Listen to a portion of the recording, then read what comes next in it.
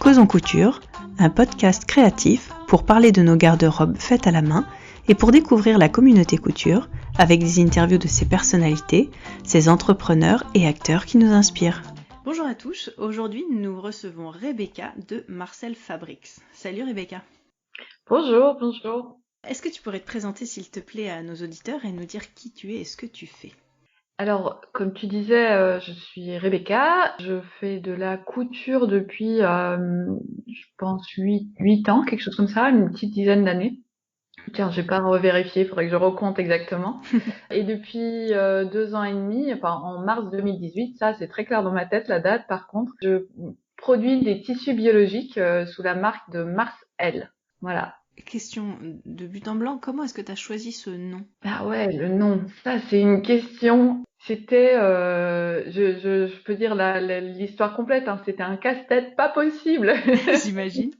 Et pourtant le nom il était là depuis le début parce que avant de lancer les tissus de Marcel, j'avais un blog couture qui s'appelait le Bungalow de Marcel.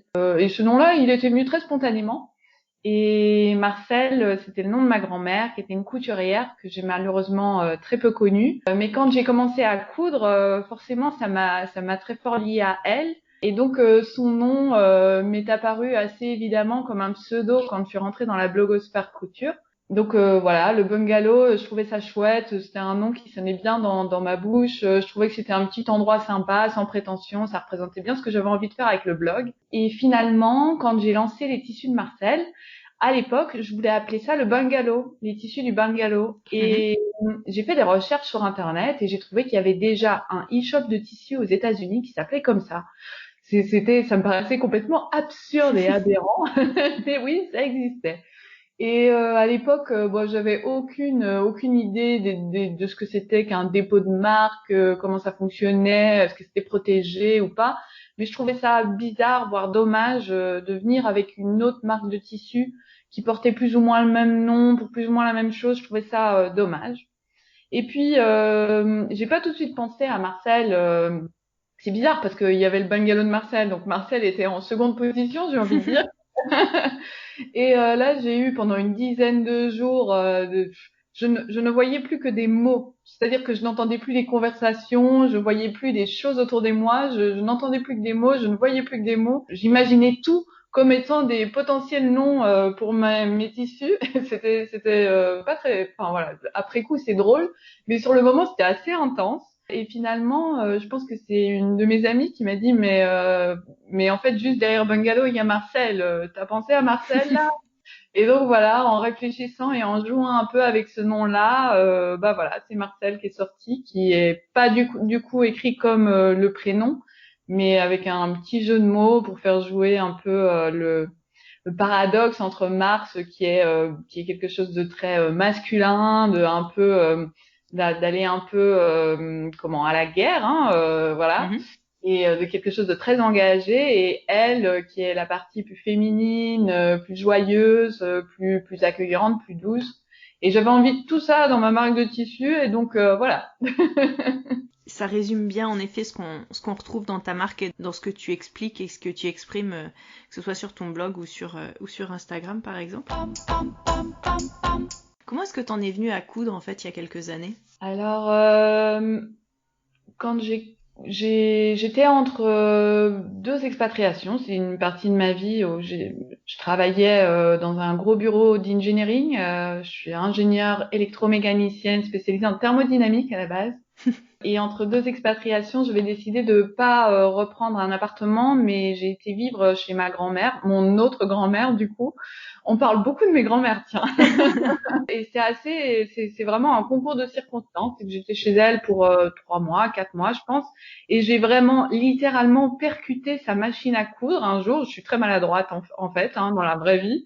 Je me suis fait vraiment très mal, et il se fait que je m'étais acheté un jeans quelques jours plus tôt qui était trop long. Et les deux informations ont fait tilt. Tiens, il y a une machine à coudre, et tiens, j'ai un jeans qui est trop long. Donc j'ai fait mes ourlets avec cette Elna magnifique de la fin des années 60. Et puis j'ai plus décroché. Là, voilà. J'ai un ourlet, j'ai fait une trousse, j'ai fait un short, j'ai fait un petit haut, et puis là ça a été la chute dans une nouvelle passion. Voilà, je suis tombée vraiment amoureuse de la couture et des tissus. Mais ça, j'étais déjà amoureuse des tissus avant, donc c'était un peu une collision très heureuse finalement qui m'a amenée là. Alors tu dis que tu étais amoureuse des tissus avant. T'en faisais quoi en fait de ces tissus avant? Tu les regardais, tu les touchais, tu choisissais avec soin tes vêtements? Ou alors est-ce que t'achetais des tissus et tu les stockais sans vraiment les utiliser? Comment est-ce que ça s'exprimait? Ouais, alors bon, j'ai un peu honte de dire ça maintenant, hein, mais d'abord, première chose, je ne prenais aucun soin de mes vêtements. À l'époque, j'achetais mes vêtements plutôt dans la fast fashion. J'avais aucun plaisir à acheter mes vêtements. J'avais pas beaucoup de plaisir de m'habiller particulièrement. Je n'avais pas un style très marqué. Donc c'est pas une fibre que j'avais. Je sais que beaucoup de personnes arrivent à la couture par leur amour du vêtement. Moi, c'est la couture qui m'a amenée à l'amour du vêtement. Donc j'ai fait le chemin inverse. Mais par contre, les tissus, ça a toujours été quelque chose que je regarde quand je voyage. Je vais aller voir les tissus spécifiques dans une région, dans un village. C'est des choses que j'aimais toucher. Alors j'ai acheté beaucoup de tissus dont je ne faisais rien, donc je n'avais aucune idée de quoi faire. Ça m'avait même pas effleuré d'aller les coudre en fait. J'aimais simplement ouais, voir, sentir la douceur, le côté très souvent artisanal que je retrouvais derrière les tissus. Quand on va chercher des tissus voilà, plus typés dans certaines régions, on tombe sur ce côté artisanal qui me plaisait énormément. Donc voilà, c'est les différents chemins qui m'amenaient vers les tissus. Quand, à la fin du confinement, là, du premier confinement, tu as exploré un peu ton stock de tissus et tu as tout rangé, etc. Et tu as beaucoup parlé de toutes les pochettes que tu avais faites. Tu nous as même montré des prototypes. Est-ce que tu as vendu des pochettes ou est-ce que c'était une passion pochette? Et en fait, ma question, c'est, tu n'as pas répondu tout à l'heure, c'est-à-dire que tu as expliqué que tu avais cousu et des accessoires et des vêtements, mais tu as été beaucoup dans les accessoires ou tu as été tout de suite dans les vêtements ou tu as mixé vraiment les deux? Comment est-ce que ça s'est passé? Alors, il y a deux réponses à ta question. C'est d'abord chronologiquement parlant, j'ai effectivement fait d'abord les ourlets jeans, puis j'ai fait une pochette, et puis après je suis tombée dans les vêtements presque tout de suite en fait. Mhm. Donc il y a eu un petit haut, un short, et puis je pense que ma cinquième réalisation, c'était une robe en soie pour aller à un mariage. J'étais au taquet sur les vêtements vraiment. Euh, J'adore quand on est comme ça, folle, parce que j'en parlais avec Laurence justement dans le podcast d'il y a 15 jours. Et c'était tout à fait ça, quoi. On a tous commencé avec un projet un peu fou qu'on porte et qu'on réalise, et après on se dit, mais mais j'ai été carrément, folle ou quoi? carrément. Et ouais, et je suis partie avec un patron burda sans faire de toile, avec une soie superbe qui coûtait un demi-rein et qui était super fluide. Enfin, j'avais aucune idée de ce que je faisais. Et je l'ai mise, hein, la robe au mariage, je l'ai portée. Bon, après, mes finitions intérieures étaient une véritable catastrophe. Donc, enfin bon, voilà. Mais donc j'ai vraiment, chronologiquement parlant, mais c'est les vêtements qui m'ont de suite accroché, alors que j'étais pas du tout prédestinée à ça, puisque comme je le disais, avant ça, j'attachais pas beaucoup d'importance ni à ma garde-robe, ni à ce que je portais. C'était pas du tout, voilà, mon intérêt particulier, quoi. Et par contre, j'ai eu une grosse période, je dirais, il y a ouais 2 ans après, à faire des accessoires parce que il y avait. Alors comment ça s'est passé? Ouais, voilà, je suis partie en expatriation en Côte d'Ivoire. Et là, j'avais pas de machine à coudre, hein, j'ai pas emmené l'ancêtre de ma grand-mère. Et en parlant avec la propriétaire du petit appartement que je louais, je disais ah ben moi j'aime bien faire de la couture, etc. Et le lendemain, je reçois sur le pas de la porte, il y avait une machine Singer à manivelle et avec un petit mot qui disait voilà la machine c'est la machine de ma grand-mère et peut-être avant elle, on ne sait plus très bien d'où elle vient cette machine, elle ne fonctionne plus, mais comme tu es ingénieur, peut-être ça va marcher. J'étais là, ouais, j'ai pas eu cours de machine à coudre, moi, dans mes études, je sais pas trop. Et donc, je l'ai démonté complètement, je l'ai nettoyé, j'ai retrouvé le numéro de série de la machine, ce qui m'a permis de retrouver le mode d'emploi. Et la date de fabrication, elle datait de 1913. Donc Wow. on a fêté son centenaire quand j'étais là-bas en Côte d'Ivoire. C'était complètement fou. Tu m'étonnes. Et puis je l'ai remontée. Elle fonctionnait toujours pas super bien. Puis j'ai été voir un couturier, les mecs qui cousent des chemises en 2 heures là dans la rue, qui m'a aidé. En fait, le remontage était correct, mais les aiguilles, c'était des aiguilles spéciales pour ces machines-là, et donc voilà, on a fait le fine tuning ensemble. Et par contre, avec une machine à manivelle de 1913, je vais finir par répondre à ta question sur les accessoires, hein, Non, t'inquiète pas de pas. souci. Avec cette machine à manivelle de 1913, il y avait moyen que de faire un point droit en avant. Il y avait même pas moyen de faire une marche arrière au point droit. Et donc, moi, j'étais excitée comme pas possible d'avoir cette machine à coudre. C'était pas un objet de déco pour moi. Utilitaire. C'était de la folie, quoi. Je comptais vraiment l'utiliser, mais impossible de faire des vêtements. Je connaissais pas encore la magie de la couture anglaise à l'époque. Et donc, je me suis lancée vraiment à fond, au taquet, sur les accessoires doublés. Donc, tout ce qui D'accord. est pochette, sac à main, il y a besoin que d'un point droit pour faire ça. Donc là, j'en ai posé des fermetures éclairs. Non, c'était super. C'était vraiment génial comme moment. J'ai adoré cette machine à coudre. Elle faisait un point droit digne d'un métronome. C'était merveilleux, vraiment. Ah ouais, ça doit être impressionnant de coudre avec ce genre de machine. Bah, surtout en imaginant que cette machine avait fait peut-être 3 continents différents, toutes les personnes qui avaient pu coudre avec, tous les tissus qui étaient passés sous le pied de biche. C'était vraiment super, vraiment ouais, chouette, une chouette relation en fait. Et donc, avec une manivelle, ça veut dire que t'as quand même une main qui est prise. Ah, tout à fait, ouais. Mhm. C'était la machine Singer de voyage, c'est-à-dire qu'elle avait pas avec toute la table et la pédale en bas. D'accord. Bon, de voyage, on s'entend, hein, elle pesait largement ses 15 kilos ou quelque chose comme ça.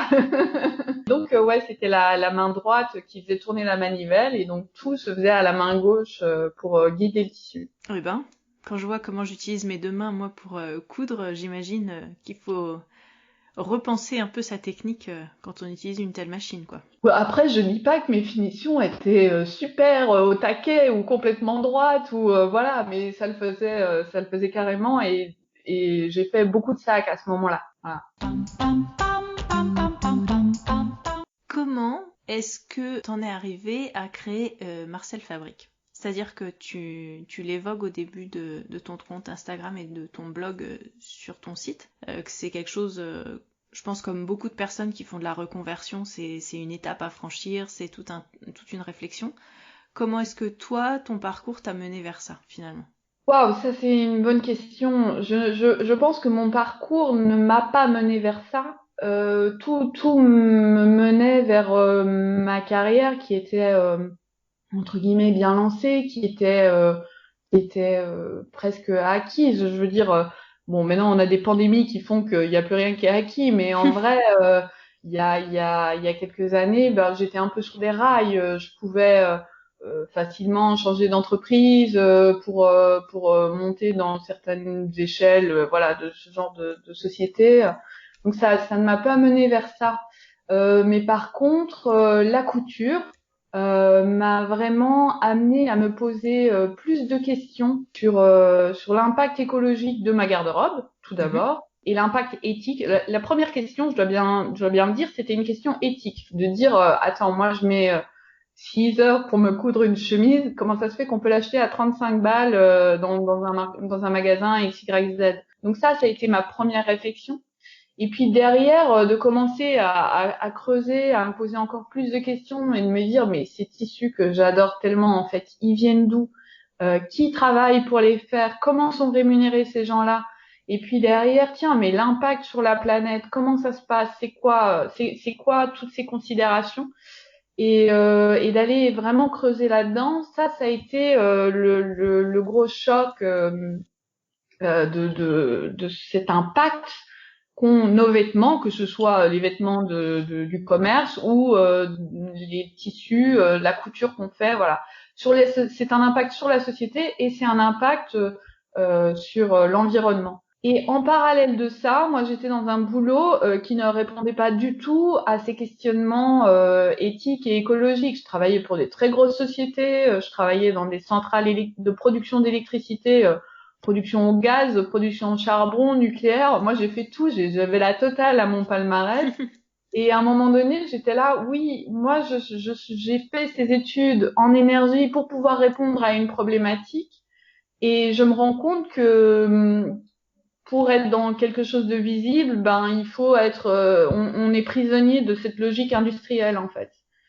Et donc voilà, les deux se sont retrouvés, les deux chemins se sont un peu croisés. C'est voilà, ça fait un point un point d'impact, hein, où ces deux croisements sont arrivés là et j'ai sauté d'un rail sur l'autre. C'était pas facile, je vais pas dire le contraire, c'est pas facile du tout, mais il y avait une perte de confiance d'un côté, une perte de sens, et de l'autre côté un besoin de sens justement qui se faisait sentir et voilà.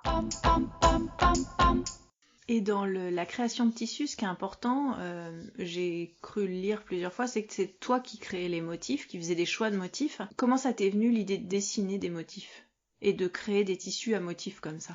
Ouais, alors déjà, il y a un truc qui est intéressant dans ta question, c'est que tu dis, tiens, je crois l'avoir lu à gauche et à droite. En fait, j'ai un vrai problème de lui dire que c'est moi qui fais les motifs. Il y a beaucoup de personnes qui ne le savent pas et qui sont là, comment est-ce que vous faites votre sélection? Je suis là, bah, c'est plus que de la sélection en fait, c'est vraiment, je les dessine, je les crée et tout. Donc voilà, moi je dois apprendre aussi à plus communiquer là-dessus. Et probablement que j'ai du mal à en parler du fait que c'est moi qui fais les motifs parce que je n'ai pas de formation en fait et donc je me sens peut-être pas très légitime pour le faire. Donc j'ai pas un diplôme qui fait de moi une graphiste ou une illustratrice ou ce genre de choses. Mais par contre j'ai dessiné toute ma vie, j'ai peint toute ma vie et c'est un mode d'expression qui m'a accompagnée depuis enfant, qui m'a accompagnée dans des périodes parfois difficiles, des moments d'adolescence compliqués ou voilà des étapes de la vie qui sont parfois compliquées. Et c'est aussi un moyen d'expression qui m'accompagne dans les moments joyeux, dans les voyages, donc le dessin c'est quelque chose que je fais un peu sans réfléchir depuis longtemps. Le dessin et la peinture, les deux, je dirais, même plus la peinture. Et donc, quand j'ai pensé à créer Marcel, quelque part, je faisais déjà tellement le grand saut en quittant ma carrière. Enfin, on s'entend le grand saut. Après, ça aurait pu ne pas fonctionner et j'aurais pu retrouver une carrière d'ingénieur. Mais sur le moment, on se dit quand même, waouh, là, je saute dans l'inconnu, c'est total. Que quelque part, je me suis dit, bof, un petit peu plus dans l'inconnu et de créer moi-même les motifs. Bah voilà, ça avait du sens, c'était faire un petit pas de plus et voilà, simplement. J'aurais pu ne pas me sentir légitime et puis aller acheter des motifs ou commander des motifs chez des graphistes ou des illustrateurs. C'est pas quelque chose de compliqué. Il y a un très grand marché de personnes qui créent des motifs. Mais finalement, pour boucler cette reconversion professionnelle, j'avais envie aussi d'amener pas que mon amour du tissu, mais aussi mon côté créatif dans cette aventure. Je sais pas si c'est très clair ce que je dis. Si, non, mais c'est intéressant parce qu'on connaît plusieurs créateurs ou créatrices de tissus qui clairement partagent la collaboration avec des artistes du dessin ou de l'imagerie. Et toi, j'avais senti ça, mais c'était pas très clair. Et je l'ai lu, je crois, dans un article qui est assez lointain. Et voilà, et au départ, je me suis dit, ah tiens, elle a fait une reconversion via de la communication écrite ou du dessin ou des choses comme ça. Et en fait, non, pas du tout. C'était une passion que tu avais à côté. En tout cas, je trouve très bien depuis tes premiers tissus la même patte, la même inspiration, la même chose. Donc finalement, il y a un sens, il y a un fil conducteur et une certaine unité quoi dans tout ton travail que tu proposes au fil des collections. Donc ça, c'est bien. C'est super de t'entendre dire ça parce que moi, du coup, pas de l'extérieur, mais de l'intérieur, j'ai beaucoup de questionnements par rapport à ça en me disant, est-ce que je fais juste les motifs que j'ai envie? Est-ce que j'arrive à créer un esprit de collection? Est-ce que, voilà, de pas bien percevoir tout ça? C'est super de t'entendre dire ça. Merci beaucoup en tout cas. Bah, avec plaisir. Alors tu l'as très bien dit, c'était finalement c'est avant la couture, ça a été une question sur l'éthique qui t'a amené à créer du tissu. Je rappelle à nos auditeurs que tu crées des tissus uniquement bio et que c'est quelque chose que tu as choisi de garder envers et contre tout dans ta création. Et dans ton blog, tu as beaucoup parlé des choix de cette industrie et de comment ça se passe. Comme en réaction à ta façon de t'habiller avant ça, tu as d'une certaine façon, je dirais, de manière peut-être un peu guerrière, lancé une guerre contre la fast fashion. Et je sais que ce soit sur Instagram ou ton blog, tu as beaucoup parlé de l'impact que ça avait la fast fashion sur la vie des gens, sur l'écologie. Tu as aussi dernièrement fait un article sur la fast fashion quand on en parle avec nos ados, ce que j'ai trouvé assez génial parce que finalement c'est avant tout eux qui commencent par là et je pense qu'on commence à l'adolescence notre relation aux vêtements. Comment est-ce que ça t'est venu d'à ce point-là engager la discussion ou la réflexion sur la fast fashion et tous ses dérivés, tous ses défauts en fait? Je crois que ça m'est venu assez simplement parce que ça a été moi la porte d'entrée de mon questionnement, enfin de mes questionnements multiples. Ça a été vraiment, comme je disais tout à l'heure, cette impossibilité de mettre en face le fait que moi, couturière non professionnelle avec un matériel non professionnel, je mets 6 heures pour faire une chemise et que on la retrouve pour quelques dizaines d'euros tout au plus dans un magasin de fast fashion. Et ça, moi, enfin, j'ai des chiffres, mon cerveau fonctionne très bien avec les chiffres, mais ça, il n'arrivait pas à mettre en parallèle. Et je me dis, si cette porte d'entrée-là, elle m'a permis à moi de me poser plus de questions et quelque part d'avancer, de m'engager là-dessus, ça a un intérêt de faire réfléchir aussi autour de moi. Par contre, et j'en reviens à l'explication que j'ai essayé de donner sur le nom de Marcel, de Mars qui est plutôt la guerre, quelque chose d'engagé, et elle qui est plutôt accueillant, bienveillant. J'essaye que toute ma communication sur ce sujet-là, sur ce sujet très engagé finalement de la fast fashion et des impacts éthiques et écologiques, j'essaye qu'elle soit bienveillante parce que moi je suis personne pour aller dire fais ci, fais pas ça, ça c'est bien, ça c'est pas bien. Donc j'ai envie plutôt dans cette communication engagée, de faire un peu de faire exprimer le côté féminin, le côté elle, le côté bienveillant, accueillant. Je comprends super bien qu'on soit tous sur un chemin différent. Maintenant, quand moi j'avance dans les découvertes des informations, des données sur le sujet, j'ai envie de les partager et j'essaye de trouver une manière de les partager qui soit pas jugeante, qui soit de dire si j'ouvre une porte chez toi sur ce sujet-là, je suis hyper heureuse et je suis vraiment là pour en discuter et voilà pour partager. Mais sinon on fait chacun un peu notre chemin et peut-être que c'est un autre déclic chez toi, chez moi qui va nous faire avancer. Voilà. Ah mais complètement. Je l'ai pas du tout ressenti, en tout cas moi à la lecture, je l'ai pas ressenti du tout comme un jugement, plus un engagement de ta part à dire bah écoutez voilà je donne les données, moi ça me révolte, je le dis, je le partage, sans forcément accuser les gens qui vont utiliser ce système-là parce que je pense que comme tu dis, je pense qu'il y a deux questions, il y a la question financière donc on n'est pas tous placés à la même enseigne et puis il y a aussi une question de choix de vie et on fait chacun son chemin face à l'écologie, notre planète etc. Carrément, carrément. Donc non, c'était plus toi une façon de dire, moi je pars en guerre contre ça, de par ma réflexion, de par ce que je propose comme chiffre pour comprendre. Vous le prenez pas, mais voilà, si ça vous intéresse, sachez que vous pouvez venir à mes côtés et regarder ça et avancer dans ce sens-là avec moi, quoi. En fait, moi, il y a une chose qui m'a un peu, là, quand je regarde ça, ta question est intéressante, ça me fait un peu réfléchir à tout ça, mais je me rends compte que moi, j'ai grandi dans un environnement qui était assez axé écologie. Moi, j'ai grandi en réfléchissant à ce qu'on mange, cette saison, c'est local, en réfléchissant à la manière dont on bouge, dont on se transporte, de plein de choses. Mais curieusement, les vêtements ne faisaient pas du tout partie de cette réflexion. Et donc, c'est un peu ça qui m'a, quelque part, qui m'a fait un électrochoc. Et je me suis dit, je suis sûrement pas la seule dans ce cas-là à avoir envie, à être convaincue qu'on peut avoir un impact plus positif en fonction de notre consommation. et par ailleurs ne s'être jamais posé la question sur l'impact des vêtements qu'on achète ou des tissus qu'on achète. Et donc je me suis dit qu'il y avait vraiment une valeur ajoutée à partager toutes ces informations. Complètement.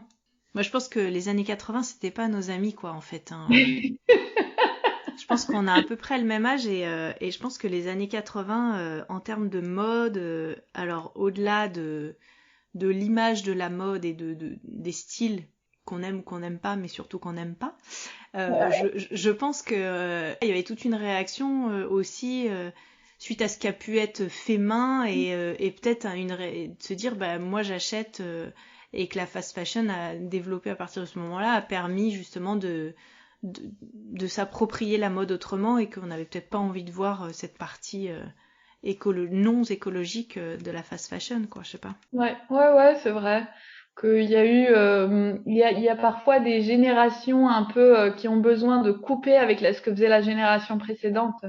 J'ai l'impression que la génération de nos mamans, désolée pour les papas, mais en l'occurrence, voilà, que la génération de nos mamans a beaucoup moins cousu que nous, alors que nos grands-mères, elles cousaient beaucoup, quoi. Et qu'il y a comme ça des césures qui sont fortes. Ah ben, je pense aussi, enfin complètement. En tout cas, dans mon cas, c'était vraiment ça. Hein, et même si je pense que nos mamans des années 60-70, enfin quand elles étaient ados, 60-70, ont appris à coudre. C'est quelque chose qu'elles ont choisi de ne pas perpétuer forcément et d'utiliser plutôt le magasin pour s'habiller, quoi, en fait. Ouais. Quand on parle des tissus écologiques, j'ai vu un de tes articles que je trouvais assez chouette. Est-ce que tu pourrais, en quelques mots, revenir sur les différents labels? Et souvent, je sais qu'on parle d'écotex, c'est des petits mots qui seraient souvent retrouvés dans les magasins de tissus, mais en fait, c'est pas si chouette que ça, en fait. Ben, en fait, il faut bien comprendre une chose, c'est que bio, en soi, c'est un concept, c'est une philosophie, mais techniquement, ce qu'on met derrière le mot bio ne veut pas dire la même chose chez l'un et chez l'autre. Pareil, moi j'ai des amis qui font leur potager, j'en ai qui vont dire ah ben c'est bio, je mets que des intrants qui sont d'origine naturelle. Et il y en a d'autres qui vont dire ah ben moi c'est bio aussi, mais par contre je vais mettre tel et tel produit qui sont synthétiques, mais qui sont certifiés biologiques. Ok pour le bio. Ben voilà, c'est des approches qui sont différentes. Il y en a qui sont plus extrémistes dans la définition du bio, dans le sens on ne rajoute rien qui ne vient pas directement de la nature. On va rien rajouter de transformé. Et puis il y a des approches qui sont beaucoup plus flexibles en disant bon, ce produit-là, il est transformé, mais avec le recul qu'on a dessus, il n'impacte pas l'environnement négativement. Ou si on l'utilise dans toute petite quantité, c'est pas si grave. Bon, donc le problème, c'est que du coup, le consommateur, il sait pas vraiment à quel type de bio, là je mets des guillemets, hein, mais on les voit pas, mais à quel type de bio il a affaire. Et donc, c'est pour ça qu'il a fallu créer des labels. Enfin, il a fallu. Et spontanément, il y a des labels qui se sont créés pour dire quand vous achetez ce bio-là, où c'est écrit ces trois lettres-là, avec tel label, ben quelque part, vous pouvez avoir confiance dans le fait que c'est ce type de philosophie-là qui est appliquée derrière. Ouais. Donc ça, c'est un peu la logique des labels. Que quand on achète un produit, que ce soit un vêtement, un tissu, un produit d'alimentation, n'importe quoi, sur lequel il est mis bio, ça ne veut rien dire en fait. Donc ça, il faut bien, sauf que ça veut dire qu'il y a peut-être quelqu'un qui fait du marketing et qui peut mettre trois lettres dessus, quoi, en fait. Donc, derrière ça, il y a les labels, donc revenons au tissu, il y a toute une série de labels, il y en a beaucoup, en fait, qui sont créés, qui ont trois axes, on va dire, de développement. Il y a un axe écologique pur, donc ça, c'est vraiment ce qu'on va mettre derrière le bio, en fait. Ne pas utiliser de pesticides, ne pas utiliser d'insecticides chimiques, respecter la qualité de la terre, ne pas utiliser de l'eau, des nappes phréatiques. Il y a plein de choses possibles en fait. Donc ça c'est l'axe écologique. Il y a un axe éthique qui va être de dire bah c'est bien de pas utiliser des pesticides, mais en fait si on fait travailler des enfants dans les champs de coton, bon, c'est peut-être pas terrible. C'est peut-être pas top. Donc je rigole, mais en vrai c'est quand même ça qui se passe. Ça, il y a un axe éthique qui est un deuxième axe, et il y a un troisième axe qui est l'axe consommateur. De dire ok, l'impact sur l'environnement, ok, l'impact sur le monde, mais en fait, ce troisième axe, il dit ce qu'on veut, c'est que les tissus ou les plastiques ou que sais-je, les vernis sur les bois n'aient pas d'impact négatif sur la santé du consommateur. Donc ça, c'est un peu le troisième axe. Et donc pour reprendre juste les deux, pour moi les deux certifications textiles qui sont les plus souvent utilisées dans le monde de la couture, hein, pas dans le monde de l'habillement. Enfin, on peut en parler de trois. Moi, je vais parler de trois. On a le Ecotex dont tu parlais. Et ça, cette certification-là, dans je sais pas, 90% de la certification est à propos de ce troisième axe, de la sécurité du consommateur. Mm-hmm. Donc en fait, elle garantit que dans le tissu final, il n'y ait pas de résidus de produits chimiques qui seraient utilisés dans le traitement du tissu ou dans la culture du tissu, etc. Donc, ce n'est pas du tout associé à du bio, en fait. Ouais. C'est associé vraiment à la santé du consommateur. C'est une marque c'est un label, pardon. C'est un label qui fonctionne très très bien, par exemple dans tout ce qui est gamme pour les bébés, Ouais. parce que les mamans, en général les parents, on va parler ouvertement, sont très sensibles à ça, à pas avoir des produits qui pourraient impacter la santé de leur bébé. Donc ça c'est Ecotex, donc qui parle vraiment de la santé de l'utilisateur. Puis on a un second label qui est le coton BCI pour Better Cotton Initiative. Mm-hmm. Et ça, c'est un label moi qui me rend un peu folle. Je rigole, mais en vrai, j'aurais plutôt envie de crier parce que il y a beaucoup de greenwashing derrière. Donc il y a énormément de grosses marques comme C&A ou H&M qui achètent ce coton-là en disant nos vêtements sont bio ou sont durables, rien qu'en se basant sur ce label-là. Or, ce n'est pas une certification, c'est simplement un engagement que prennent les producteurs de coton de faire mieux que ce qu'ils faisaient avant. Donc le label édicte une série de bonnes pratiques et les producteurs de coton disent nous on va essayer d'appliquer ces bonnes pratiques autant que possible. Alors moi je veux bien que par exemple si je vais voir mon maraîcher et qu'il me dit moi je suis pas certifié mais viens voir mon champ, regarde comment je travaille, tu vas voir, j'ai pas de problème, je vais aller voir une fois et puis après je vais lui acheter ses carottes pendant 10 ans et j'aurai tout à fait confiance qu'il fait au mieux qu'il peut, etc. Mais quand on achète du coton à l'autre bout du monde et qu'on lui met un joli label BCI dessus, coton durable, moi ça me va pas du tout en fait. Je comprends. Dans la relation commerciale de masse, je pense que le lien de confiance, il peut pas être établi de cette manière-là. Et donc la troisième certification, qui est tout à fait de l'autre côté en fait de l'éventail, du côté j'ai extrémiste comme mot en tête, mais c'est pas très positif de dire ça en ce moment, mais bon, c'est quand même ça. C'est la certification GOTS, qui est la certification qui est la plus intransigeante sur les valeurs d'abord écologiques et puis après sur des valeurs éthiques aussi. Et c'est une certification qui peut être applicable de la culture de la matière première jusqu'à la réalisation finale du vêtement. Donc, contrairement à BCI, qui ne parle que de la culture du coton, qui n'est pas du tout applicable sur tous les produits qui vont être utilisés derrière pour transformer cette matière première en fil, et puis en tissu, et puis en vêtements. La certification GOTS, elle est applicable sur toute la chaîne de production, tant à la culture que la production derrière industrielle en fait. Voilà, et je pense qu'avec ces trois labels, j'ai un peu couvert l'éventail de ce qui se fait plus ou moins avec plus ou moins d'intransigeance sur les valeurs, sur les trois valeurs clés d'écologie, d'éthique et de protection du consommateur. Il va sans dire qu'un tissu, un vêtement qui est certifié GOTS ne contient aucun produit toxique pour le consommateur. Donc par défaut, il est aussi certifié Ecotex. Voilà. D'accord. Et donc toi, sur tes tissus à toi, comment ça se passe ? Tu utilises quelle matière première ?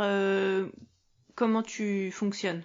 Et ils ont un label de fait ou pas? Alors, sur mes tissus à moi, la majorité des tissus sont en coton. J'ai un petit peu de lin pour le moment, mais c'est pas la majorité de ce que je propose. Donc, tout le coton est GOTS, évidemment. Les tissus sont produits en Europe, c'est-à-dire que le coton n'est pas cultivé en Europe. Il y a du coton en Europe, mais c'est vraiment des productions toutes petites, donc c'est pas. J'arriverais encore à des prix beaucoup plus élevés si je voulais avoir du coton européen. Il est produit où d'ailleurs, le coton? Dans le monde, tu veux Ouais. dire? Les plus grosses productions, on a les poids lourds. Les poids lourds, c'est la Chine, l'Inde, le Pakistan, et puis on a une grosse production aux États-Unis. Le Brésil est pas en reste. Il y a une production significative en Afrique, au Mali, les pays environnants. D'accord. Voilà, globalement, ça fait déjà une bonne une bonne partie de la production mondiale. D'accord. Donc après, il est transformé en Europe, toi, c'est ça? Ouais, voilà. Les usines de production de tissus se trouvent en Europe. Et donc, ce sont des usines, moi, je sélectionne des usines qui sont certifiées GOTS et qui vont me sortir un tissu qui lui-même est certifié GOTS. Ce tissu-là, je vais l'envoyer chez un imprimeur qui est lui aussi certifié GOTS. Un imprimeur et ou pour les tissus unis, c'est la même société, hein, mais qui fait de la teinture. Et donc, qui va me sortir finalement un produit fini qui est certifié GOTS. Par contre, moi, je ne suis pas certifiée GOTS. Donc, théoriquement, je peux pas dire que mon produit que je vends est certifié GOTS. Voilà. D'accord. Ça, c'est la logique de la certification. C'est qu'en fait, la certification est aussi une structure commerciale. Hein. Donc, eux, ils doivent aussi fonctionner au niveau commercialement. Et donc, c'est leur manière à la fois de créer la chaîne de confiance et à la fois de subvenir commercialement, c'est de dire que chaque élément doit être certifié GOTS et puis on peut pas officiellement dire que le produit est GOTS si nous-mêmes on ne l'est pas.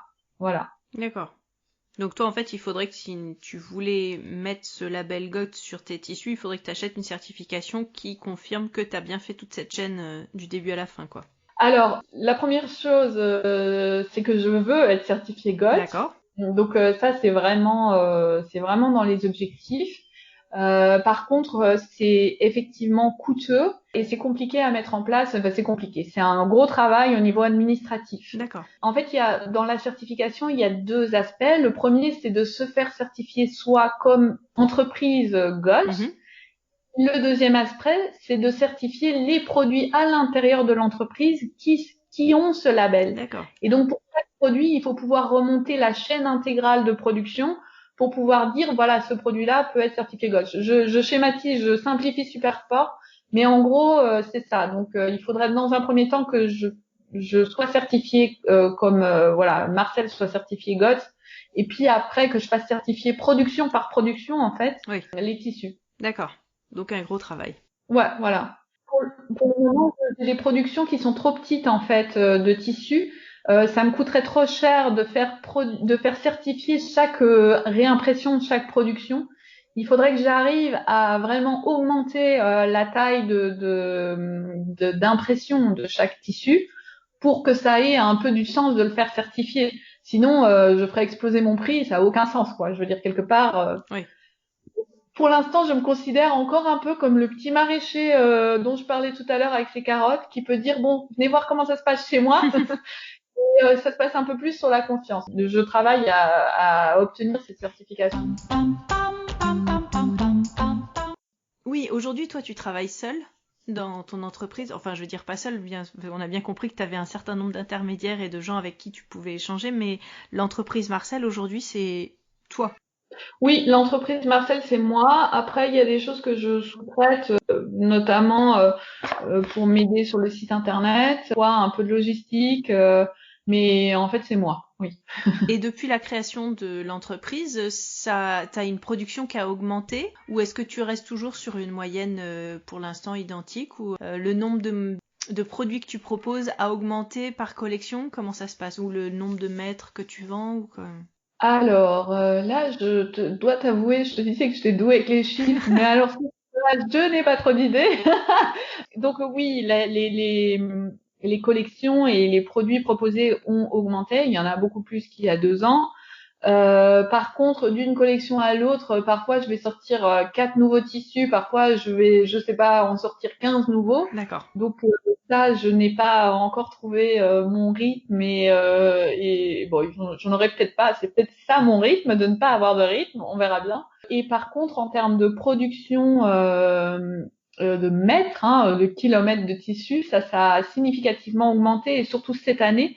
Parce que je vends maintenant aussi pas mal à des merceries et donc ça permet effectivement facilement, pas facilement, mais ça permet rapidement en tout cas d'augmenter du volume, de faire du volume. D'accord.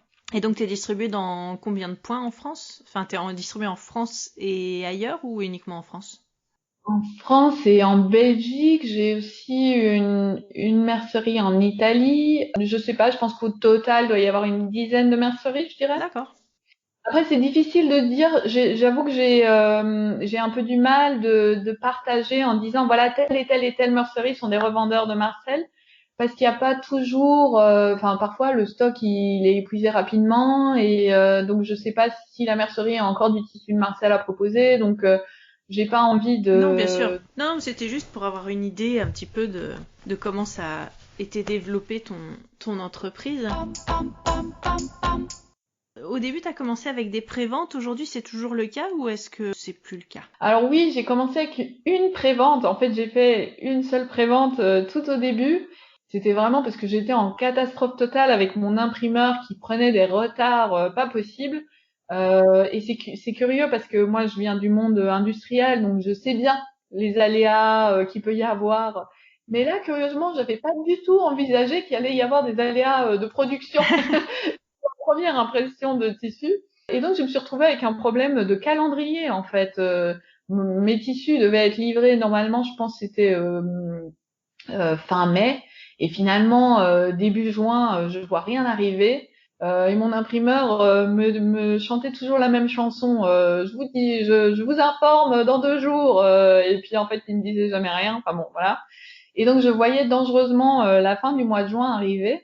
Et les vacances, juillet-août aussi, et je me suis dit, lancer une nouvelle collection, une nouvelle marque, avec une nouvelle collection, avec un nouveau concept de tissu en plein mois de juillet. Pas le bon plan. Ça ne semblait pas être la chose à faire. Et donc, je savais que les tissus allaient arriver. Je connaissais la qualité des tissus parce que j'avais eu énormément d'échantillons avant, et donc ça c'était validé. Et donc je me suis dit bon, ok, banco, on va faire une prévente. Voilà, c'était l'innocence du débutant, en fait. Voilà. Et dans tes premières collections et dans tes collections jusqu'à aujourd'hui, tu as beaucoup mis en avant le jersey. Et donc, tu as fait le choix du jersey de coton 100% coton.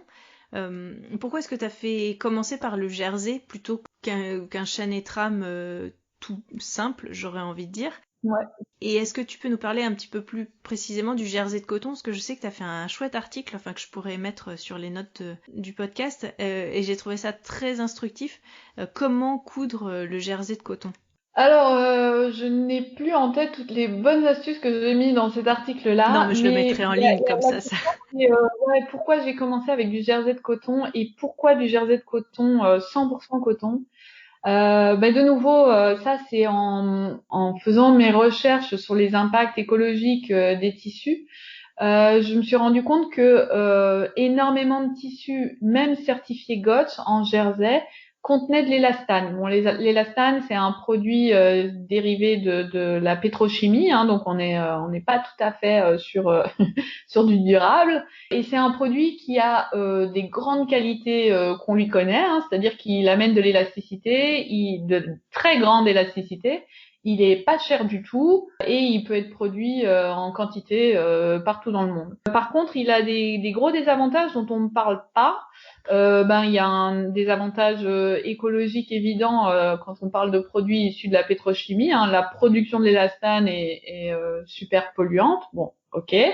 Deuxièmement, c'est un produit en fait qui vieillit très très mal. L'élastane en fait ne supporte pas le soleil, par exemple. Des longues expositions sous les UV, je vais dire Là, on parle pas de la Belgique, on parle plutôt du sud de l'Italie, hein, voilà. Ouais. Bon, ben l'élastane va en fait se rigidifier et va perdre toute sa capacité élastique, et puis après il va se séparer en petits morceaux. Mhm.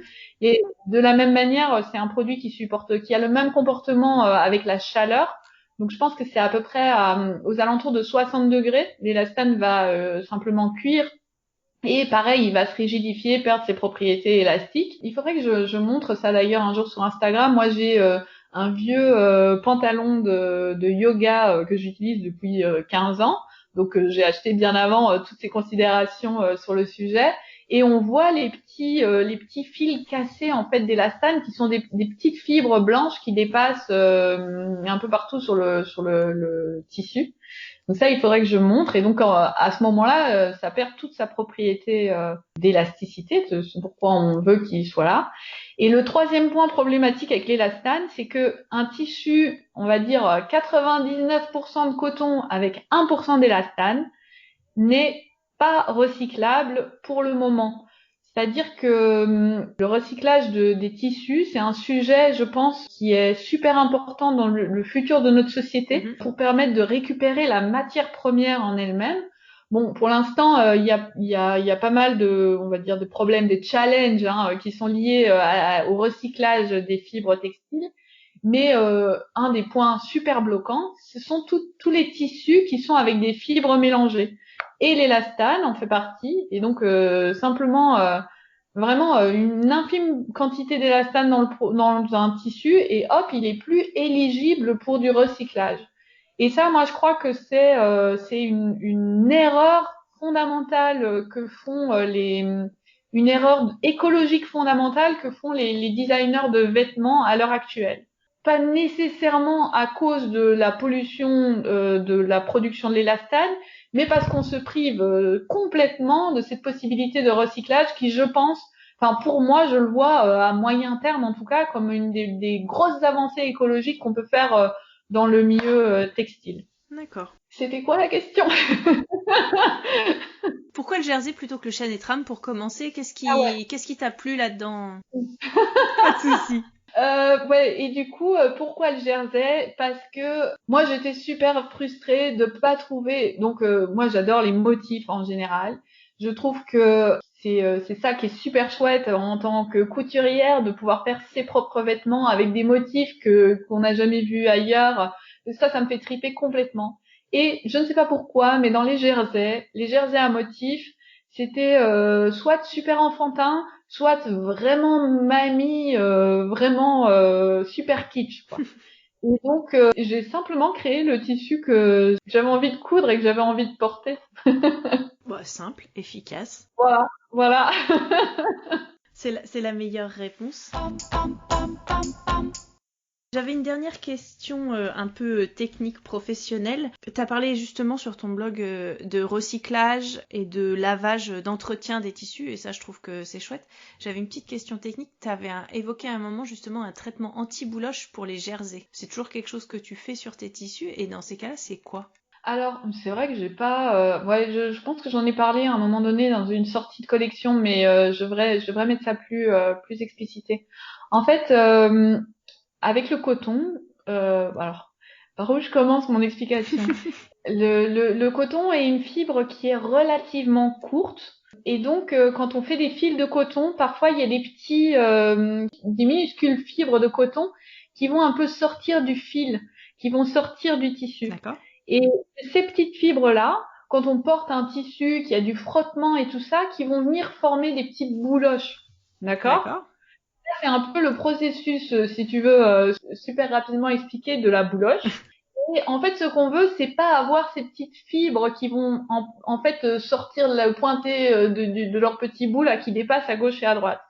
Et donc, ce qui se passe, c'est que il y a plein de traitements différents qui existent pour ne pas avoir de bouloche. Il y a des traitements chimiques et il y a des traitements mécaniques. Et ce qu'on fait sur les tissus de Marcel, c'est qu'il y a une lame très chaude qui passe très très rapidement enfin, c'est le tissu qui passe sur la lame, hein, c'est pas la lame qui passe sur le tissu. Mais bon, le tissu passe très très rapidement sur une lame très très chaude, et ça va venir simplement c'est presque, le mot est trop fort, mais c'est comme si ça brûlait en fait la petite tête qui dépasse. D'accord. Il n'y a pas de la fumée qui sort et des cendres qui tombent, hein.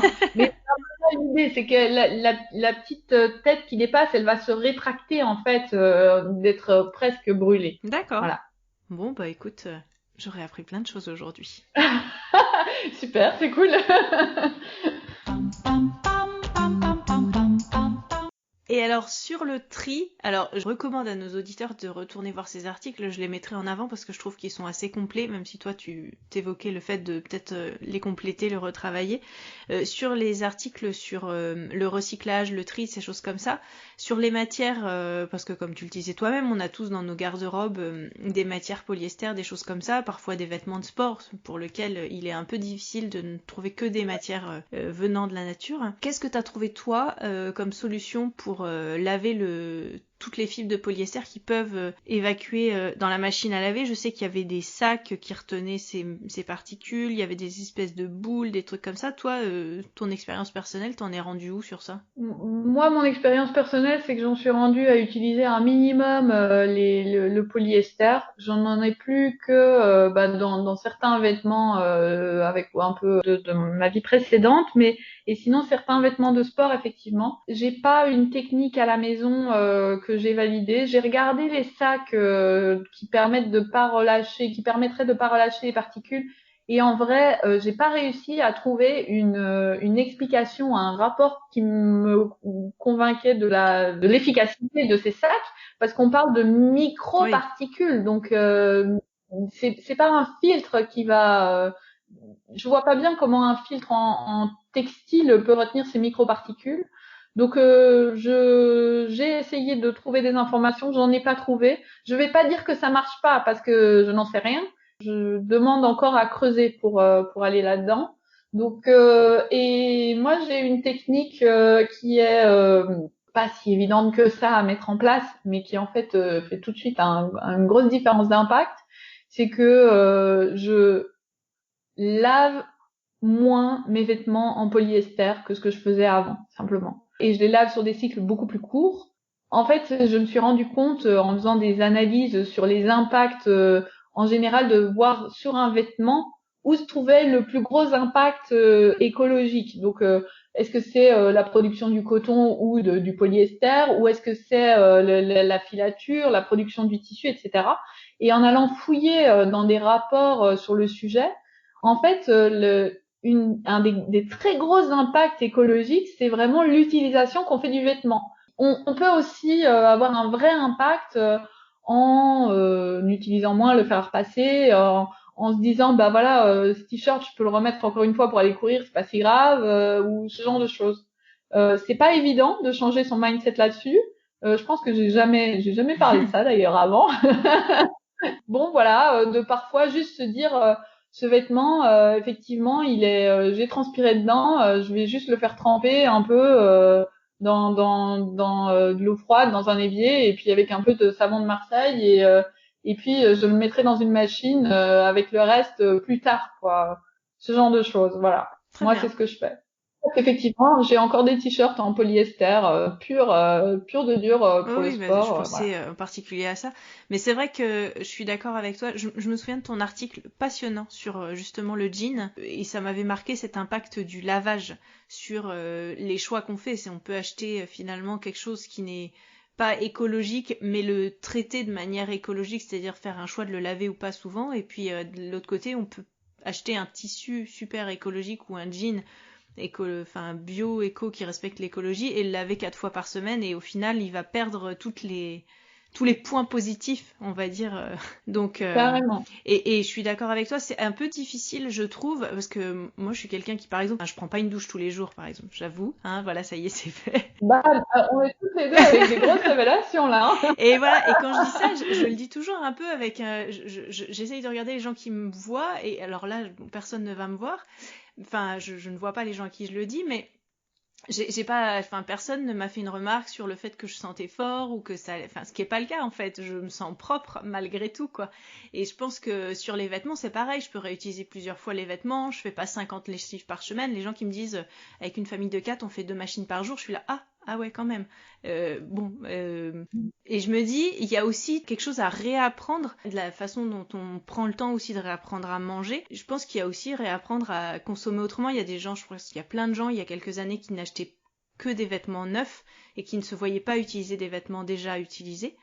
Je pense qu'il y a aussi un travail à faire sur comment on consomme l'eau de manière générale, que ce soit pour son corps. Voilà, enfin, après on pourrait partir sur le débat, mais pour son corps et pour les vêtements. Et est-ce que ça a nécessairement besoin d'être nickel chrome clean, et est-ce que finalement c'est pas quand même propre, mais pas de la façon dont on l'envisage, et que ça peut quand même le faire, quoi. Je pense aussi que on a été éduqués, bonjour les années 80, avec cette idée que plus c'est chimique, mieux c'est, avec cette idée que le plus blanc que blanc, tout ça, il y avait ce côté hygiène lié à tous ces lavages, à tous ces produits et tout ça.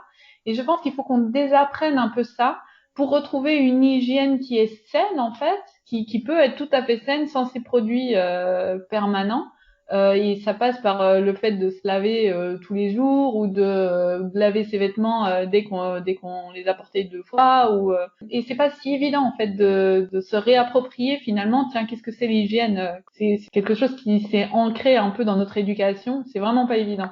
Oui, je pense qu'il y a des choses à apprendre, désapprendre, et puis aussi se questionner. Qu'est-ce que ça fait de se laver? Comment réagit notre peau? Comment réagissent nos vêtements? Finalement, on les abîme plus vite. Et est-ce qu'ils ont vraiment besoin de ça? Et les odeurs aussi, avec les lessives, le choix des lessives, notre linge, est-ce qu'il sent bon? Est-ce que sentir bon, ça veut dire qu'il est propre, etc., etc., quoi. Ouais, mais c'est ça qui est trop chouette, enfin, en tout cas pour moi sur mon chemin avec la couture, c'est que ça m'a amené à me poser plein de questions qui vont largement au-delà de quelle aiguille est-ce que je dois utiliser avec quel tissu.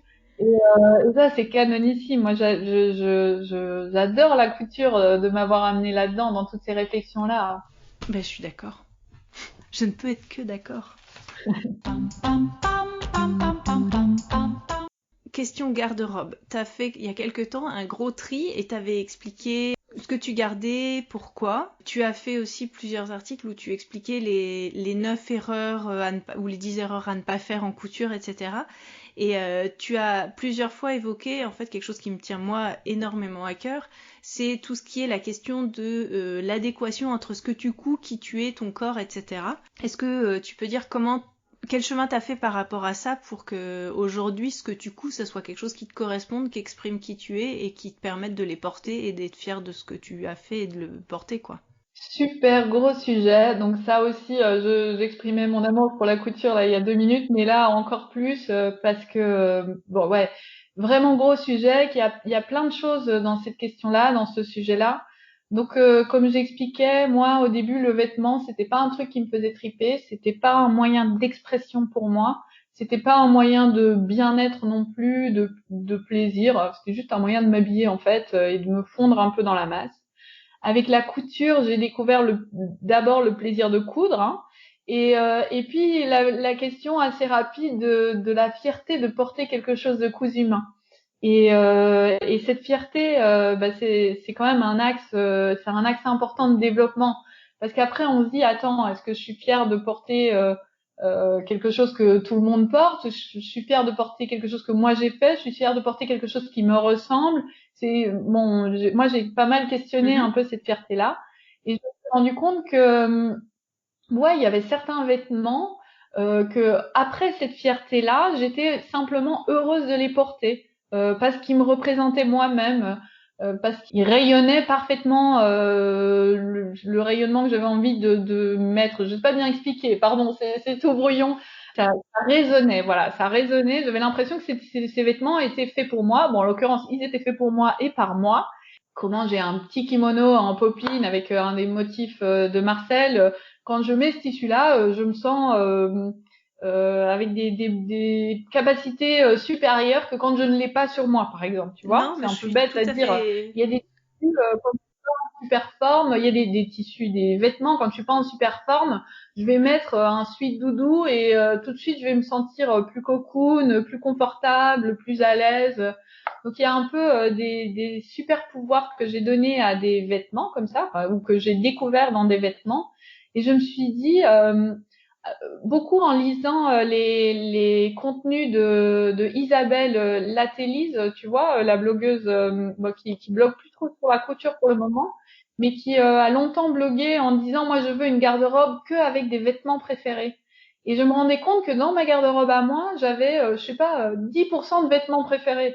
Bon, forcément, après 30 ans à ne pas considérer mes vêtements comme des choses avec des super pouvoirs, c'était normal. Enfin, je veux Forcément. dire, je pouvais pas être autre part. Mais et je me suis rendu compte aussi que certaines coutures que j'avais faites, ben je m'étais laissée embarquer dans certaines idées, dans des choses qui finalement transformaient ces vêtements en quelque chose qui n'était pas le vêtement préféré avec ces super pouvoirs là. Et donc j'ai eu une grosse réflexion, j'ai en permanence une grosse réflexion sur le sujet en me disant c'est mon envie en fait, c'est que tous les trucs que je couse soient investis de ces super pouvoirs. Alors c'est pas nécessairement des pouvoirs de me rendre plus forte ou plus rayonnante, ça peut être d'être le vêtement que tu mets les mauvais jours où tu as un nuage à la place du cerveau, ben ça aussi c'est un super pouvoir et donc mais je veux plus avoir des coutures dans lesquelles tu donnes de l'énergie, des rêves, du temps, de l'argent dans les tissus, dans les patrons, et puis qui finalement deviennent un fantôme de garde-robe. Ça, c'est plus possible, quoi. Ah, je suis complètement. Et pourtant, ça arrive encore. Ça arrive encore. Oui, bah, je pense qu'on est attentif, mais en effet, moi, c'est vraiment quelque chose pour lequel j'ai envie de dire je milite, mais je crois que oui, en fait. C'est-à-dire se dire que Bah, le vêtement c'est fait pour s'habiller, on est tout à fait d'accord, mais que chaque jour on se sente bien, mais il y a des jours qui sont plus difficiles que d'autres, il y a des jours où on a plus le moral dans les chaussettes, où on a moins d'énergie, mais pour autant il n'y a pas de raison que ce jour-là on puisse pas s'habiller de manière à représenter ce qu'on est. Et ça veut pas dire envoyer des paillettes ce jour-là, mais ça veut dire s'habiller en accord avec ce qu'on est et se sentir bien malgré le fait que ça va pas, quoi, et que ça représente, que ça nous fasse du bien, soit que ça nous apporte du bien ou que ça nous dise vraiment qui on est, au-delà du regard de l'autre, au-delà de tout ça, et c'est vraiment un travail de soi avec soi-même, quoi. ouais. Moi, c'est quelque chose que j'ai découvert avec la couture. Hein. C'est pas la première chose que j'ai découvert avec la couture. Je dis après quelques années, en me rendant compte de ces coutures qui n'étaient pas portées, de pourquoi, de comment, de qu'est-ce que j'avais envie d'exprimer, pourquoi j'aimais porter certaines coutures et pas d'autres, et de me rendre compte combien je pouvais m'exprimer avec les vêtements que je portais. Ouais, c'est quelque chose que j'ai découvert avec la couture. Encore un truc, c'est fou. C'est fou, c'est fou. Et toi, quand t'as fait ça, est-ce que tu as un peu compilé les données ou est-ce que tu le fais vraiment au feeling? Quand je couds un nouveau truc, je le fais au Non, feeling ou quand t'as un vêtement qui va t'aller ou qui va pas t'aller, est-ce que tu vas noter l'info? Alors, est-ce que ça va être la noter, l'écrire ou pas forcément, mais ça va la garder dans ta tête en te disant, bah voilà, cette couleur-là, c'est vraiment une couleur qui me plaît, ou en me disant clairement, bah cette couleur-là, ça me fait vraiment pas un teint sympa. Je le note dans mes tablettes intérieures ou vraiment sur mon carnet, en me disant, je n'achèterai plus ou je ne coudrai plus cette couleur-là pour moi. Ou alors cette forme, ben non, là je l'ai exploré, mais en fait non, pas du tout. Et de se le noter, ou est-ce que tu fais au feeling, ou est-ce que tu réfléchis à ça quand tu fais tes prochains vêtements en couture? alors je dirais un peu des deux. Moi, je fais régulièrement, très régulièrement, des gros tris dans ma garde-robe. Et c'est autant les vêtements qui me restent du commerce, hein, parce que j'en ai encore beaucoup, j'ai pas encore tout. Enfin voilà, il y a des choses que je continue à mettre, que je continuerai à mettre, et les cousettes, et que je ne porte pas. De vraiment réfléchir, les vêtements qui sont là depuis 2 ans que j'ai pas portés, ça sert à rien de les laisser là. Ils ont besoin d'une seconde vie, ils ont besoin de trouver quelqu'un ailleurs qui va les porter, qui vont se servir. Et à ces occasions-là, je me pose vraiment la question comment ça se fait que sur cette pile de tissus, il y a des trucs que t'as l'air de bien aimer en fait. Quand je les regarde, je me dis mais ouais, ils sont beaux, c'est chouette et tout ça, et pourtant je les porte pas. Et donc j'essaye de réfléchir à ces moments-là. Et comme c'est avec pas mal de tissus, pas mal de vêtements, et que c'est des moments où je prends plusieurs heures en fait pour passer toute ma garde-robe en revue, bah ça, j'ai l'impression que ça ancre un peu en moi toutes ces erreurs entre guillemets et toutes ces réussites aussi, et de me dire ah bah celui-là, ça c'est vraiment un de mes vêtements préférés, et je peux mettre un peu tous mes vêtements préférés les uns à côté des autres, et je vois comme un pattern, comme une Ouais, logique se dessiner, ouais. tu vois. Et donc Ouais, je pense que c'est ces moments-là qui ancrent en moi cette logique. Mais par contre, ça me met pas à l'abri de refaire n'importe quoi derrière de temps en temps. Mais ouais, c'est pour ça que ces articles m'ont fait beaucoup de bien à chaque fois de les écrire. Je retiens plus les choses en les écrivant, effectivement, et je les ai écrites sur le blog. Je les ai partagées. J'ai rien de plus que ce que j'ai partagé sur le blog sur le D'accord. sujet. En tout Ouais, cas. moi non plus, j'ai pas pris de notes. Hein. En fait, je pense que ça s'imprègne en nous de savoir une couleur, une forme ou quelque chose qui nous fait du bien ou pas, quoi, qui nous convient ou pas. Ouais, je sais par exemple vraiment que les matières très fluides, c'est pas moi, je me retrouve pas là-dedans. Alors c'est difficile parce que sur la blogo couture, on voit beaucoup de ces matières fluides, c'est un côté attirant, un côté féminin, très tendance et tout ça. Et moi ça ne me convient pas, ça ne me va pas, je me retrouve pas du tout là-dedans. Et ça c'est quelque chose maintenant, je pense que c'est assez bien ancré, ouais. Oui, je pense qu'il faut se planter 2, 3 fois et se dire bah non, en fait ça c'est une sirène qui m'attire, mais en fait il faut que je sache que celle-ci non, c'est pas pour moi quoi. Voilà. En début d'année 2020, avant que ça devienne une année pourrie, tu as lancé le gang des blogueuses. Est-ce que tu peux nous parler un petit peu de cette initiative? Enfin, dis-nous comment ça t'est venu, comment ça s'est mis en place, et puis après j'aurai sûrement d'autres questions. Ouais. Comment ça m'est venu? Comment ça m'est venu? Je ne sais pas. Je présume que je me suis réveillée un matin avec cette idée, mais elle n'est pas venue de nulle part. En fait, moi, donc comme je t'ai dit, j'ai commencé la couture. J'étais chez ma grand-mère, qui est aussi pédagogue qu'une poignée de fenêtres, donc pas du tout. Et donc elle m'a montré le bouton on/off de sa machine à coudre et son apprentissage s'est arrêté là. J'adore ma grand-mère au demeurant, mais voilà. Et donc, j'ai découvert, en même temps que la machine à coudre de ma grand-mère, j'ai découvert les blogs couture et les tutoriels couture, même pas vidéo, sur les blogs, quoi. Et j'ai appris à coudre entièrement grâce à ça. Donc ça, c'était canonissime. Je veux dire, d'apprendre un savoir-faire qui te permet de t'habiller, qui est super utile, si tu veux, qui est incroyablement créatif et qui est devenu une passion, de l'apprendre de personnes que tu ne connais pas que tu ne croiseras peut-être jamais. Et puis parfois, j'ai même pas, je le dis, il est arrivé plein de fois où je laisse même pas un merci en commentaire du blog où tu te dis, mais zut, comment je dois faire pour poser une fermeture éclair et pof, tu trouves un tuto et hop, tu cours à la machine à coudre et t'y vas et enfin, c'est un peu magique quand même les blogs couture quand on y pense. Enfin, en tout Complètement. cas, pour moi, c'était carrément magique. Et puis après, il y a eu toute cette recherche du vêtement, de cette découverte de tiens, tel tissu, tel patron, ça fait telle tombée, ou des nouveaux patrons qui sortent, et de voir des revues de patrons par des couturières qui vont dire bah pour moi c'était un peu juste aux épaules et donc de me rendre compte qu'on pouvait faire des ajustements morphologiques. Enfin, les blogs couture m'ont accompagné et ont accompagné ma passion. On nourrit ma passion, pas accompagné, on nourrit ma passion d'une façon incroyable. Et avec l'arrivée d'Instagram, je remarquais bien que les blogs couture étaient de moins en moins alimentés. Il reste toujours certains grands blogs couture qui fonctionnent et qui sont chouettes. Mais ce qui m'attristait, c'était pas tant le fait que les blogs disparaissent. Enfin, on peut discuter sur le fait qu'ils disparaissent ou non, mais moi, c'est la sensation que j'avais. Ce qui m'attristait, c'était le fait que l'échange sur Instagram est moins dans cet échange de savoir-faire en fait. Mm-hmm. Et donc voilà, j'ai simplement guidée par un peu cette tristesse ou un peu cette difficulté, je me suis dit bon ok, on va remettre un coup de projecteur sur les blogs. Il y a moyen de faire des choses. C'est un média qui peut-être dans sa forme est plus tout à fait d'actualité, mais en fait qui dans le fond est pas encore tout à fait prêt à être remplacé, je trouve, typiquement pour les tutoriels. Bon après il y a YouTube, il y a plein d'autres choses, hein, mais et donc voilà, j'ai parlé de ça avec d'autres blogueuses, on s'est retrouvé un petit groupe, on était 13. Ouais. En fait, la forme du gang, même le nom du gang, les sujets et tout ça ont été décidés ensemble. C'est pas moi je pense que c'est moi qui ai proposé le premier sujet, mais c'est tout.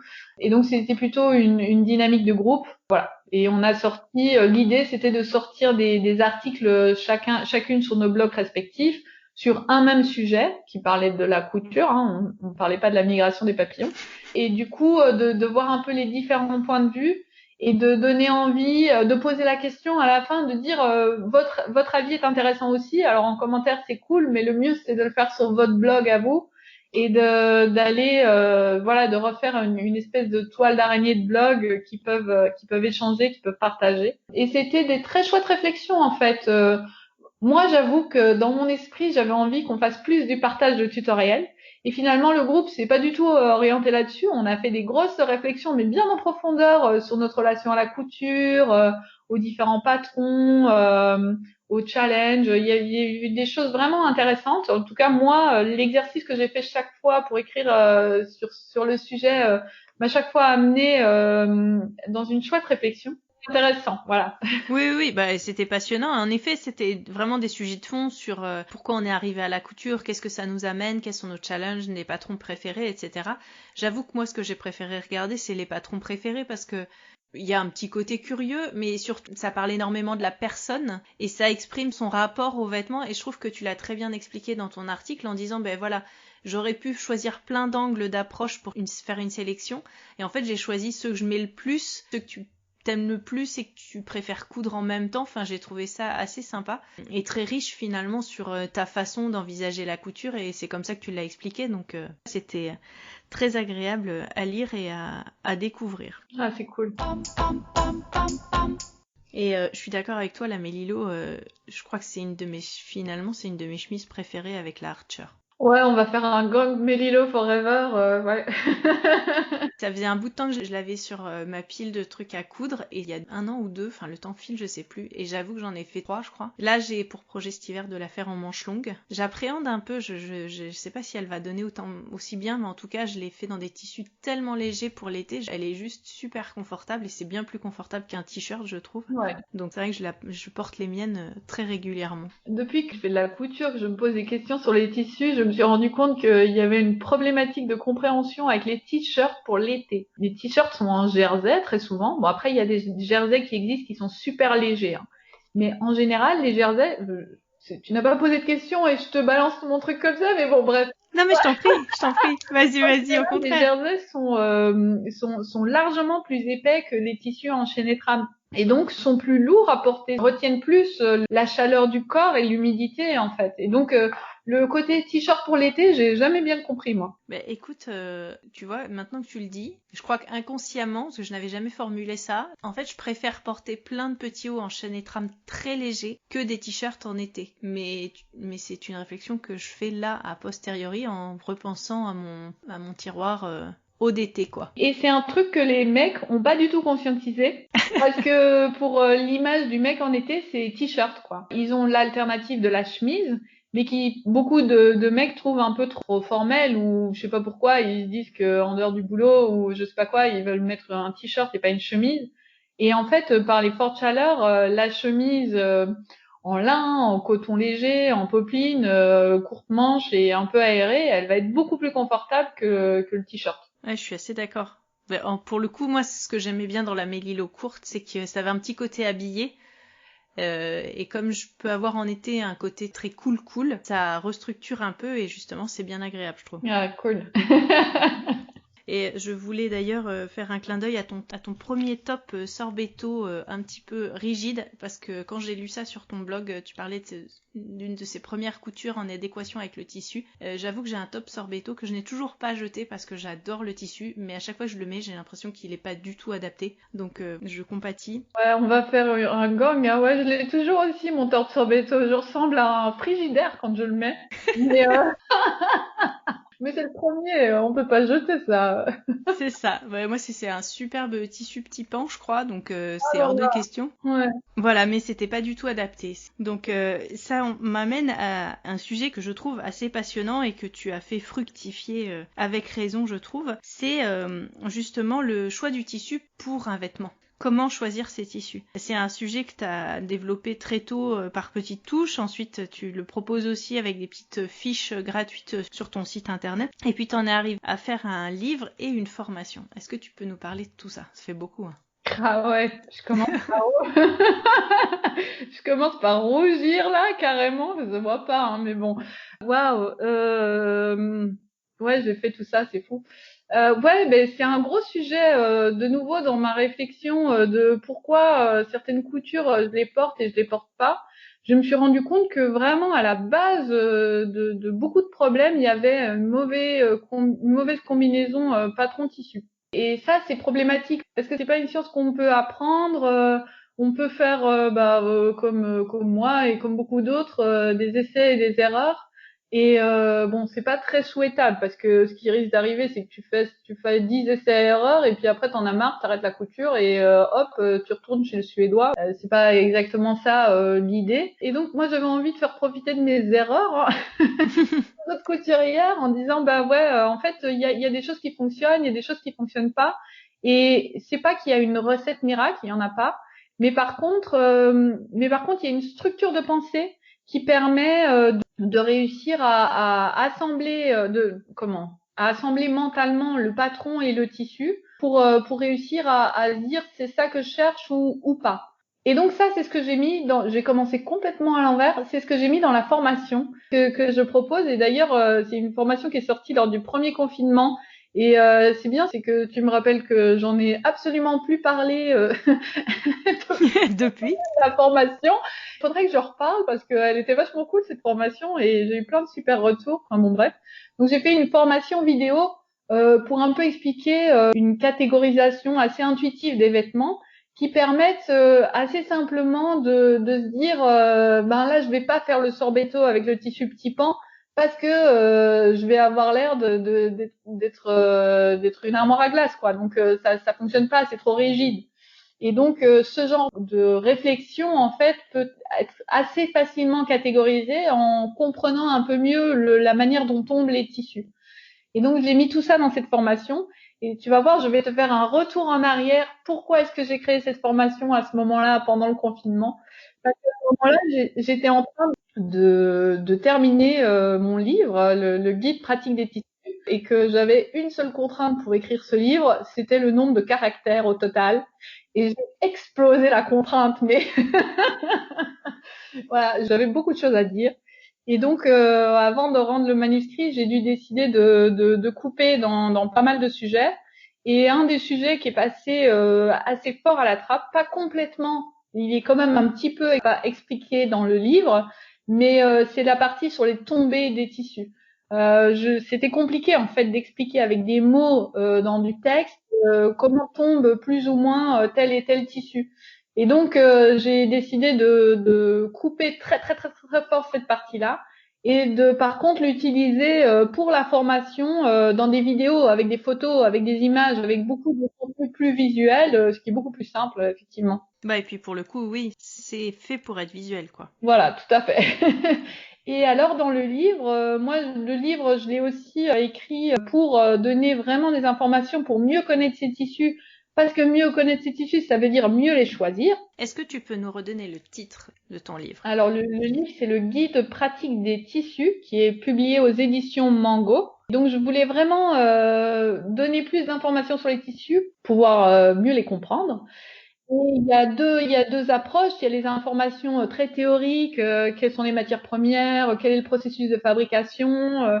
Et puis il y a une approche aussi plus ah, culturelle presque de quel est l'impact sur notre société ça a eu, d'où est-ce que ça vient, de quel pays, de quelle époque, à quelle période ça s'est développé. Donc ça c'est vraiment quelque chose que j'ai pris énormément de plaisir à développer dans le livre.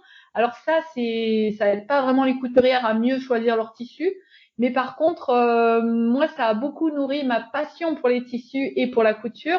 Et donc, j'avais à cœur aussi de partager ces éléments-là, puisque je pense que les personnes qui sont passionnées de couture, bah ça peut résonner en elles aussi, de mieux comprendre dans l'univers de notre société où est-ce que ça s'intègre en fait. Quels sont les impacts, les tenants, les aboutissants. je parle de société en termes super larges, hein, on s'entend. Oui, bien sûr. Mais c'est quelque chose, je sais que tu en as parlé pour le jersey popularisé par Coco Chanel dans l'habillement général. Et d'ailleurs, j'ai beaucoup aimé lire cet article. C'est des informations que tu as vues auparavant ou est-ce que c'est tout un travail de recherche que tu as fait pour le livre avec passion nourrie par tes envies? Alors, c'est un peu des deux. Il y a énormément de choses d'informations que j'avais avant. Au gré de mes voyages, en fait, j'ai eu l'occasion de beaucoup m'intéresser aux cultures textiles dans différents pays. Ça m'a ramené à me poser la question globalement dans nos pays, nous, d'où est-ce qu'on vient, comment ça se développe en fait le textile au fil des années, des siècles, etc. Pas sur une question de mode parce que, bah, comme tu l'as entendu, c'est pas vers ça que moi je me tourne, mais vraiment sur une question textile, de développement textile. Et par contre, pour écrire le livre, j'ai réentamé une grosse phase de recherche pour remettre les choses d'équerre, pour vérifier des informations que j'avais ou des choses que j'avais entendues ou donc voilà, pour pousser beaucoup plus loin des informations, pour pas raconter des bêtises non plus, parce que j'avais rencontré quelqu'un qui un jour m'a dit que voilà. Oui, bien sûr. C'est toujours mieux d'avoir des sources fiables. Croisé. C'est ça. Ouais. Et ton livre, t'as des retours dessus? Enfin, t'as des lecteurs, des lectrices qui t'ont dit que ça les avait aidés, des choses comme ça. Il est sorti au mois de septembre, c'est ça? Octobre? Il est sorti au mois de septembre, mi-septembre. Écoute, j'ai eu des super chouettes retours, ouais, des personnes qui ont été très intéressées. Il y avait deux aspects. Il y avait le côté j'ai appris plein de trucs, c'est vraiment super. Et ça va m'aider pour choisir les tissus, ça c'est vraiment cool. Et puis il y avait l'autre aspect qui pour moi était, ça c'est un peu plus de l'ego, hein, mais tu vas voir, mais c'est quand même important. C'est de dire ah c'était super chouette à lire. Et c'était ma crainte vraiment de sortir un bouquin qui soit pas gai à lire parce que le sujet peut sembler un peu théorique et un peu ouais c'est beaucoup d'informations et j'avais envie de délivrer beaucoup d'informations mais que quand même on puisse se dire voilà c'est gai à lire donc c'est chouette à lire donc voilà apparemment C'est réussi. voilà, ça a l'air réussi en tout cas chez les personnes avec qui j'ai eu un retour, donc ça c'est cool. Et pas que ma maman. Ah, mais ça fait du bien que nos mamans aussi nous disent que c'est bien. Ouais, bon oui, c'est vrai, c'est vrai. Mais Hein? bon, on les croit moins bien, on les croit moins. Ouais. Ou pas. Ou pas, ouais. Donc finalement là c'est un peu la consécration de l'écriture sur la couture. Tu publies pas mal de choses sur ton blog, que ce soit des gros questionnements théoriques, que ce soit des tutoriels, parce qu'il y en a plusieurs sur ton blog, que ce soit aussi partager comment fonctionne ton entreprise. Et c'est ça que j'aime bien chez toi et chez d'autres entrepreneurs du tissu, c'est de dire aussi, ben voilà, il y a une question sur les défilés, il y a une question sur les choix de tissus. Je sais que là dernièrement tu avais fait choisir des tissus, des motifs pour essayer d'optimiser au mieux la prochaine collection, des choses comme ça. Je trouve que savoir un petit peu comment ça se passe derrière, ça nous permet à nous aussi de comprendre un petit peu mieux ce qu'on achète, etc. Bref, tu écris beaucoup. C'est un plaisir que tu te connaissais avant ou c'était quelque chose que tu as développé finalement grâce aussi à la couture? Qu'est-ce qu'elle a pu t'apporter, la couture nous apporter? C'est quoi ton rapport à l'écriture de ce point de vue-là? Ouais, c'est intéressant comme question. Moi, j'écrivais beaucoup quand j'étais ado, plus perso, tu sais, genre carnet intime, j'aime pas ce mot-là, mais voilà, pour moi, des choses à gauche et à droite. Et puis en arrivant dans la vie professionnelle, bah, j'ai appris à écrire pour la vie professionnelle, hein, d'abord pour les études et puis dans l'industrie où je travaillais, là c'est pas la même chose. Et j'ai J'imagine. carrément perdu le goût de l'écriture. Et c'est le blog, le bungalow de Marcel dont on parlait au début qui m'a fait remettre les pieds dans l'écriture. Et c'est drôle parce que le blog, il est toujours en ligne. Et je ne pense pas que je pourrais aller relire les premiers articles parce que je pense que c'est écrit comme ça se passe dans ma tête, genre en direct. Il n'y a pas beaucoup de phrases qui ont un sujet, un verbe et un complément. Je pense qu'il n'y en a pas beaucoup. Mais c'est pas grave. En fait, ça m'a donné vraiment le plaisir, en fait, de poser des mots, de renouer avec une certaine musique des mots, des phrases, voilà, de l'écriture. Et donc oui, j'ai beaucoup de plaisir à écrire et principalement, si on en revient à Marcel maintenant, principalement pour la newsletter où je l'écris vraiment comme si j'écrivais à une personne, en fait, comme si j'écrivais à voilà, comme si je l'écrivais à toi. Enfin, j'ai beaucoup de plaisir à faire. Ouais. Maintenant, pour le livre, ça a été un peu différent parce que le livre, bon, on peut pas écrire directement comme si je t'écrivais un email ou comme si c'était directement dans mon cerveau. Donc, il y a eu pas mal de discussions avec l'éditrice de se dire bon, je peux faire un peu des petites blagues ou je peux pas. Ouais, il y a quand même des petits trucs un peu cocasses qui sont restés dans le livre et ça c'est bien. Je suis contente. Je suis contente. Tant mieux que ça soit resté à ton image, en fait. Ouais, ouais, quand même. Mais même s'il y avait une tentation au début, c'est marrant, hein.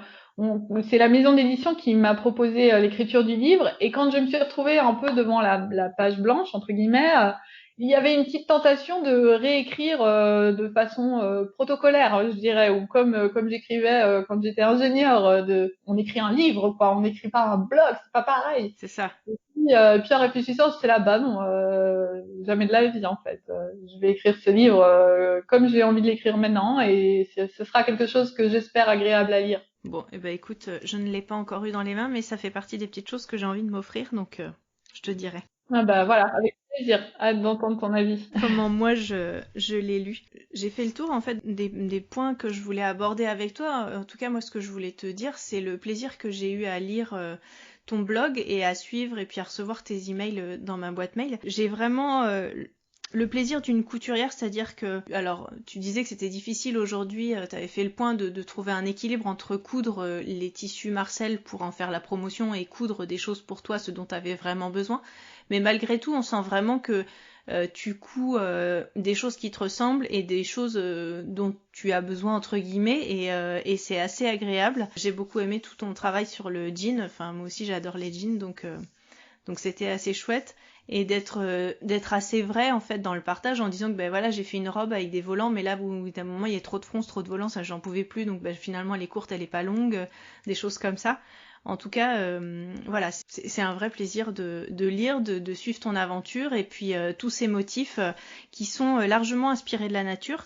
D'ailleurs, c'est assez sympa parce que toutes tes photos sont en pleine nature. Donc, j'aurais envie de te demander où est-ce que tu habites, mais peut-être dans quel coin tu habites pour nous faire des photos pareilles. En tout cas, on sent que c'est un milieu ou un environnement qui doit t'inspirer parce que il y a beaucoup de végétal dans tes dessins. Dans ta dernière collection, il y a tout un côté un peu japonisant, etc. T'as évoqué dans une des vidéos que t'avais déjà été au Japon. Enfin, en tout cas, c'est assez frais, c'est un petit côté un peu méditation dans les motifs, donc c'est bien agréable. J'espère que les clientes le retrouvent et partagent mon enthousiasme pour profiter de tout ça, quoi. On ne le voit pas du tout, mais je rougis. C'est bien que tu fais la vidéo. Bah écoute, Merci Mathilde. mais de rien, de rien, de rien. Voilà. Bah écoute, est-ce que toi t'as quelque chose à partager? Où est-ce que t'en es de ta prochaine collection? T'en as sorti une il y a peu de temps, je crois. Est-ce que il y a encore beaucoup de tissus? Comment ça se passe? Ben là, bah écoute, allons-y, all-in. J'ai beaucoup de mal à partager sur le moment même en fait. Peut-être t'as remarqué ça sur les newsletters. Je vais partager sur que si c'est les blocages d'il y a un mois, d'il y a 2 mois, d'il y a 3 mois, mais sur le moment même, j'ai un peu du mal, surtout dans la création, Ouais. à partager mon état dans la création. C'est pas toujours facile. En fait, il y a beaucoup d'incertitudes dans mon processus de création. Il y a des collections où j'ai sorti 10 motifs, où j'en ai créé 150. Ouais. Donc, si je partage là sur Instagram en stories en disant youhou, j'ai créé un motif, je suis trop heureuse, ce qui se passe en général, hein, j'ai ce sentiment-là. En fait, ce motif-là ne sort jamais parce que je dors 2 fois dessus et puis je me dis non, Non. ça va pas le faire. Ben, c'est une partie du processus en fait que j'ai beaucoup de mal à partager. Euh, donc là, je suis en plein dedans. D'accord. Donc j'ai déjà 5-6 motifs qui sont en devenir sur la planche en train d'être travaillés. J'ai des motifs à l'aquarelle, j'ai des motifs en 100% numérique sur la table en train d'être travaillée. Je ne sais pas encore quel motif sortira en jersey, quel motif en popeline ou en voile, mais j'ai très très envie de ressortir une collection de jersey. Donc voilà, on verra un peu comment ça va s'organiser.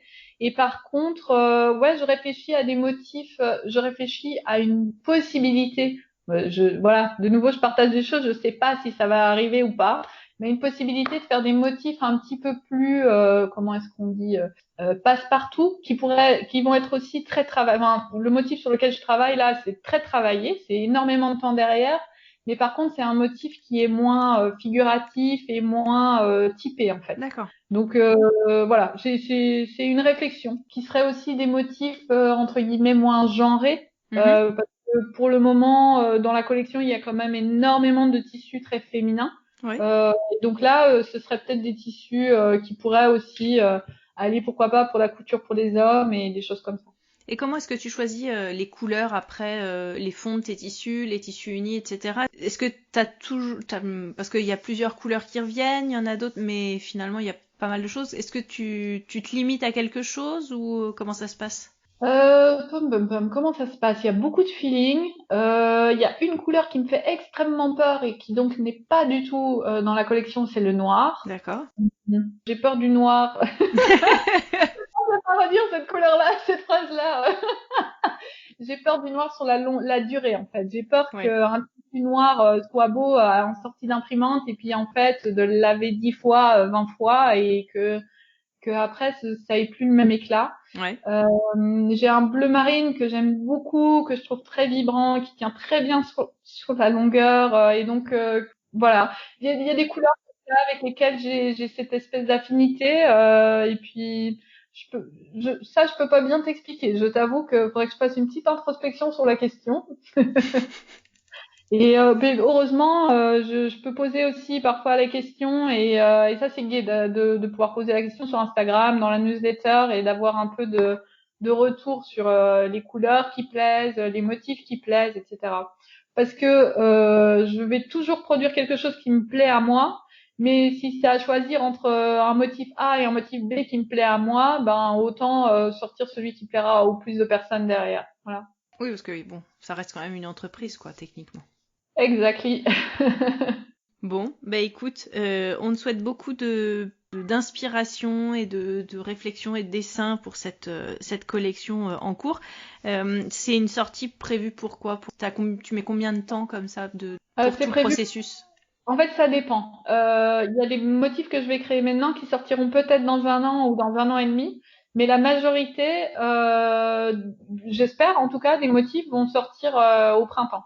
D'accord. Euh, il y a Donc, certains motifs qui ont une période d'incubation beaucoup plus longue. Des certaines bases de motifs, pas tout de suite le truc pour les assembler, où je suis pas satisfaite et où ils vont rester dans un placard pendant quelques mois. Et puis tout d'un coup, je vais dire ah mais oui, c'est sûr, c'est ça, et hop, ça va sortir. Voilà. Il y a un peu de, je dirais, d'incertitude ou de magie dans le processus quelque part, et donc je contrôle pas tout à fait tout. bah, je pense que c'est normal pour un processus créatif, sinon ça serait triste d'être hyper cadré, réfléchi et logique pour tout ce Ouais, ouais. processus-là. Donc, d'accord. Donc, il y a une espèce de 6 mois à peu près entre la création d'un motif et l'arrivée Ouais. sous nos machines d'un tissu. D'accord. Et ça, c'est possible parce que j'ai déjà les usines en fait qui vont produire le tissu.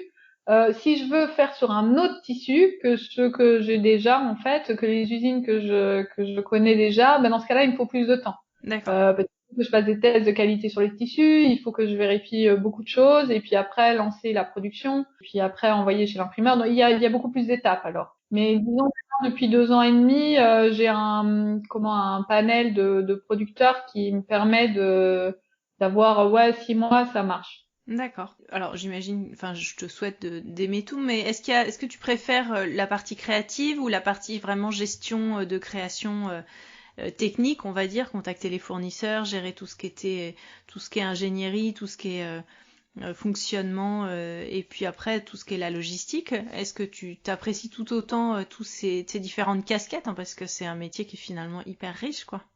Ouais. Bon, j'aime pas du tout faire la comptabilité, hein. D'accord. temps. J'ai fait un rejet des chiffres alors que ça a été ma vie pendant 15 ans. Bon, voilà, c'est comme ça.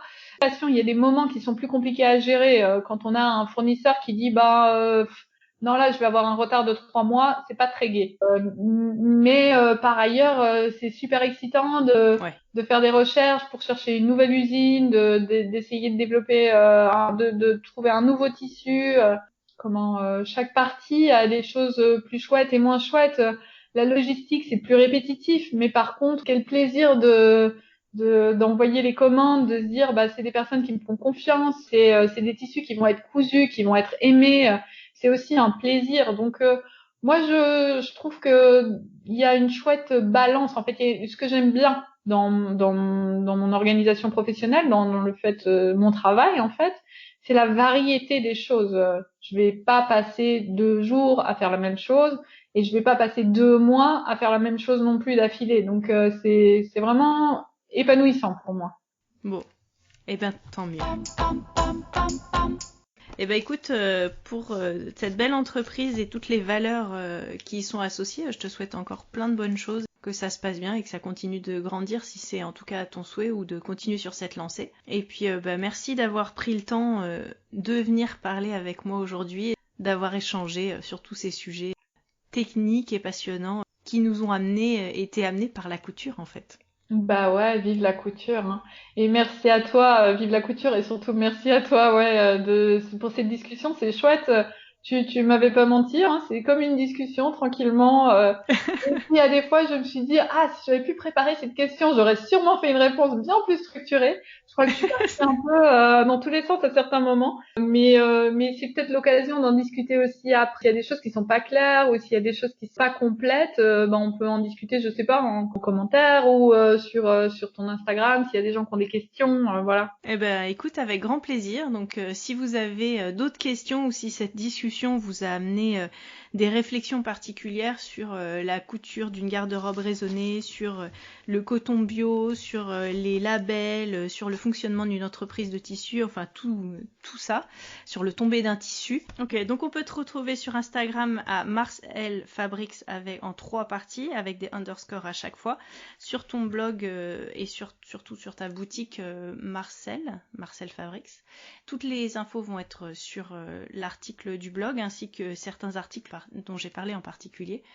Et puis si vous voulez aussi des petits mots de Rebecca, ça sera dans votre boîte mail si vous vous inscrivez à les newsletters. Et puis n'hésitez pas, que ce soit via ce biais-là ou via Instagram, le mien, le sien ou quoi que ce soit, d'engager la discussion avec Rebecca si vous le souhaitez. Merci beaucoup Rebecca, et puis à bientôt. Merci beaucoup Mathilde, au revoir. Vous pouvez retrouver toutes les notes et références citées lors de cet épisode sur l'article qui lui est dédié sur le blog ateliersherwood.fr. Retrouvez-moi aussi sur Instagram, Atelier Sherwood. C'était Causons Couture avec Mathilde et Rebecca. Merci beaucoup, à bientôt et bonne couture!